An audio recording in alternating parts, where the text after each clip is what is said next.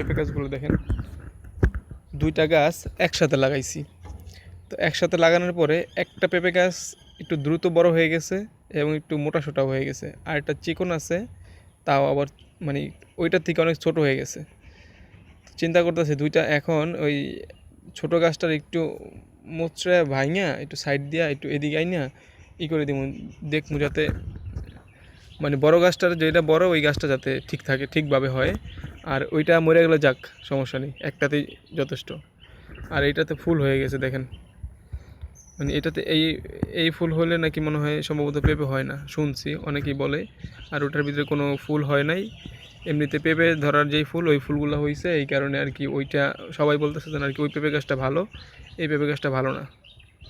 মানে যেটাতে ফুল হয়েছে এটা ভালো না আর কি। আর ওই পেঁপে গাছটা বড়টা আর কি, সবাই বলতেছে বড়টা ভালো, বড়টা রাখতে আর ছোটোটা কাইটা ফেলাইতে। তো কী করবো জানি না, বুঝতে পারতেছি না। দুইটা একসাথে রাখলেও দেখতেছি একটু সমস্যা, বড় গাছটা ওইদিকে হালতাছে, ছোটো গাছটা এইদিকে হালতাছে, এরকম একটা ব্যাপার।